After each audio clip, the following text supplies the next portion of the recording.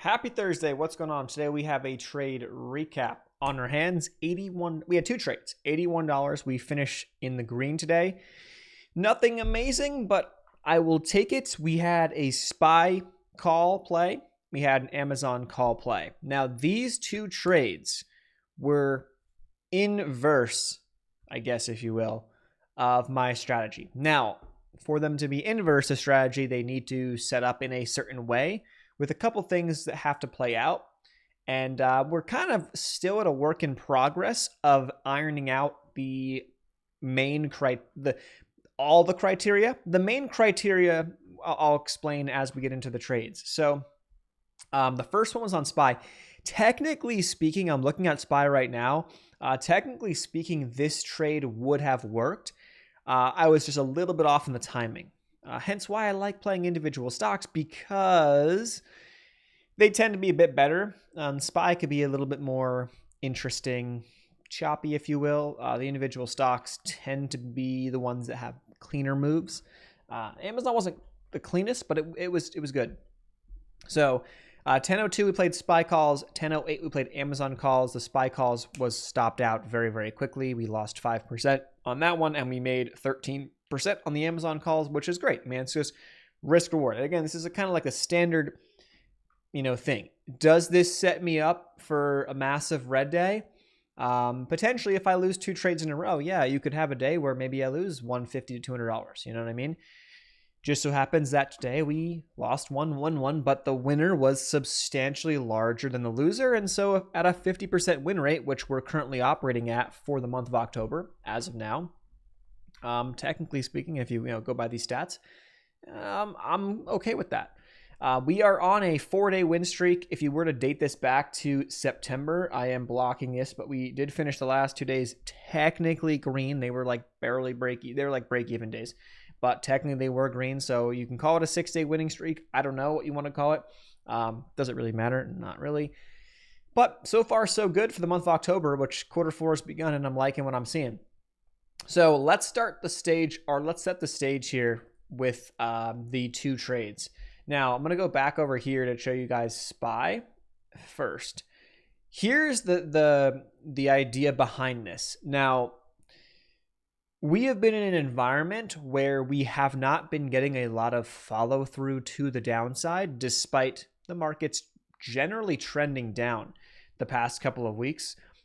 So what I'm seeing on SPY as I adjust this chart is we had a little pop off the open, fell off, had this consolidation underneath VWAP where this first blue line is, broke down.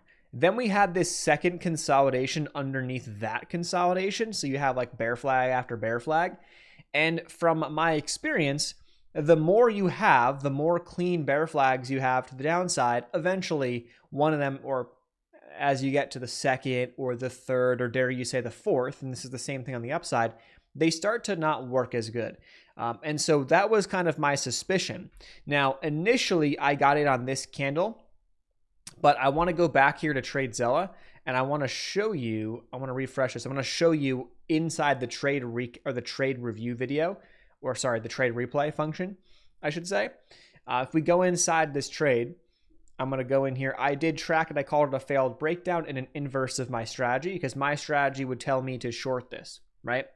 However, there were some reasons why I didn't want to. Now, I didn't enter this at the best time. I actually entered it on this candle right here, because what I saw after was somewhat concerning.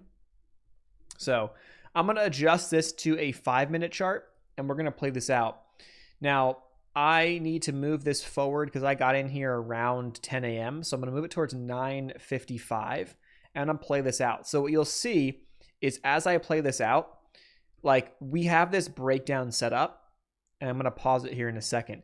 But you have this is that consolidation. That's kind of your bear flag standard, like, hey, if we break down below low of day here, I want to short it. Like that would be my strategy. Personally, I was not looking for that because I said to myself, hey, I missed the trade. We have not been in a high momentum state. I missed the first breakdown. Because I didn't get that, I'm not going to take the second one. That was just my way of looking at things.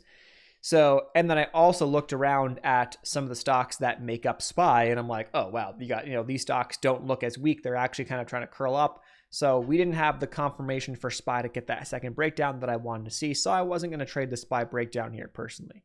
That was my take. If I had traded it to the short side, I would have lost. I would have been stopped out, and it would have been a red day. Now, okay, here's what I'm seeing. So I'm like, okay, boom, we're at low of day. Here we go. We're breaking low of day. This is good. Let's see what happens now. This is what happens. This is what happens. So see how SPY is kind of pushing back up? Now you have this big lower wick. We start to regain. We start to regain that level. That was the breakdown level. And we start to put in even potentially a green candle here. And I'm like, whoa, look out, look out. I get in. So that, as we can see now popping up on the screen, that's when I got in. Is that the best time? I don't know. I look at that and say lower wick. We break down below lower wick. I'm out. So my stop loss now is right here. It's tight. It's a tight stop loss. Doesn't need to, we don't need to, have a wide stop loss here. It's a tight stop loss. Because if we break down below lows, that would invalidate my failed breakdown argument. And what ends up happening is this candle pops back up, but then it ends up closing quite weak. And as this plays out, let me actually fast forward this here to 20x speed.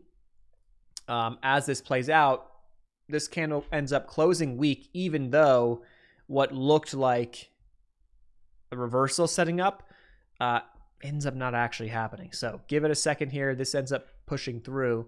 You go up to 30x speed so we can really rip through this. And watch how this plays out. So am I mad about the trade? Not necessarily, because I was thinking in the right space. I ended up getting stopped there. So we broke low of day. Barely. We broke low of day. And then this ends up stopping me out. But had I come back to this trade and said to myself, I could have stayed on SPY. I could have stayed here on SPY. What would have been a better way to go about this was wait for a 5-minute candle close above the breakdown point. So this is what I'm thinking back in hindsight. So if I'm going to play these in the future, we need a 5-minute close back above that point. So for example, if I drop that level in right there, okay, that's our level. Now I'm going to just adjust this really quick a little bit here. Wait for a 5-minute close back over that, which would tell me, okay, we had pressure downside and now we're closing back. We're getting stronger back above. That would be a better entry point. And so what I could have done, looking back in hindsight, is I could have waited, could have entered on this candle, which would have been around 421.80. I know it's small, but right there, I could have entered there. And then stop losses go here. Would have been a little bigger stop loss, maybe like 7% loss risk, and then made targets of 10+%. And then as you can see, watch, SPY, and I'm looking at SPY now, it's continuing to go higher. So it would have ended up working out, not like terribly pissed, but these did back test a little bit, but your stop loss goes to lows here, and that's it. And it ends up working out to the upside. And I can even just honestly, see that big candle right there. I can even, just push this out to what we got now. Let's see how it took its time. With these trades, you can't, they're not the easiest of trades to play, in my opinion, because it does take time. And what I mean by that is that you are playing the reversal here. So you're not playing with momentum. So it's going to take time to build those higher lows to kind of do their thing. And then as that occurs, okay, now, it can build in your direction. It's kind of some of those trades where you want to just leave it, walk away, set the stop loss, set the take profits, and walk away, which I've started to do a little more of as of late. But that's that. So that was that trade. Now let's pop the next one up. Let's go back in here, back into today, Amazon. Okay, inside of this trade, if I go to the trade replay here, actually, this is going to be, I'll go to the replay and then I'll show you really quick. What this reminds me, it was like the exact same thing. Make sure we're still recording. Yeah, we're still recording. As what happened last week on Amazon on the same stock. So I'm going to push this out here, 30x speed. Here we go. 5-minute chart. So what do I see on Amazon? I see essentially the same thing developing. And you've got multiple flags to the downside, big move down, consolidate, move down, consolidate, move down, consolidate right here, move down. I did not trade this flag. Looking back, that would have been the trade. That would have been my trade. That would have been the spot that I would have liked to go. Now, here's what I'm watching. I'm watching this. I'm watching this right here, and I'm like, hey, this Amazon is got how many lower wicks all coming into the same spot, and it hasn't broken yet. It's been 30 minutes. It hasn't been able to break the downside. What's going on? Either there's a big buyer here, something's going on, right? And that's one thing that you could look at with something like Bookmap, which I also use to supplement that. And so something's going on. But that said, I'm like, okay, here we go. We're breaking down. This is the exact same trade that I took last week. I will literally go find it in a second. Just let me just play this out so you guys can see it. This is the exact same trade. I get in. We had like multiple moves down, right? We're kind of late, if you will, in the move down. The stock's down, 2+%. Does that really matter? Not necessarily, but it's down a good bit. We've had a pretty big extension. If you look at like the 4-hour chart or the 1-hour chart, you got some big red candles. So compared to prior, candles. So it might need some room to breathe if we just think logically and rationally. But it breaks the low. It technically breaks the low, but then it catches itself. It catches itself. And that right there was when I entered on the short side last week. This week, I played it long. Now, this is the inverse of my strategy yet again. But what we end up seeing is that Amazon, it's hovering right there, but it doesn't actually end up breaking back under this level. It doesn't end up doing it. Upper wicks, yep, it's like, it's almost there. So I enter with a tight stop loss. I enter 4 contracts at 239. My stop loss was initially 230. So I'm risking less than $40, or I guess $40, roughly speaking, on this trade. So that would be, 2 losses of around the same amount. Okay, fair. We lose $80, take 2 tries. I'm going to walk away. It starts to reverse. I'm like, oh, here we go. Now, next level I'm watching is like, okay, it needs to break back over this, this 125. That was the low we had here. That's going to be a key spot. Break it back above that, and then we're probably going to hit take profits. Starts to pull back. It's fine. Again, we are playing a reversal. So again, like this doesn't necessarily have to happen very fast. As long as our level holds, that's all that matters. Our level holds. We put in a higher low right here. Amazon starts to push back up, and then we see Amazon ending up pushing back up. I ended up getting out I got in at 10:08. The first take profit was at 10:48. I did that right around here or shortly after here because I'm seeing, hey, this could be resistance. I'm going to take one of those contracts off. I was up around 7-8%. I know it's not my 10%, but I took one contract off there just in case we end up rejecting off this level and breaking back to the downside. So this way, essentially, like, very, very minimal loss. We end up breaking that to the upside, and I start to take my next contract off right there, and it keeps pushing higher, and I slowly scale out from there. And that was essentially the plan on this trade. So it ends up being a 13% net ROI, which we can see some of the stats on the left-hand side here. This is using the trade replay feature on TradeZilla. And then I end up taking this thing off as it gets up towards 125.50, I believe is where I took the last contract off.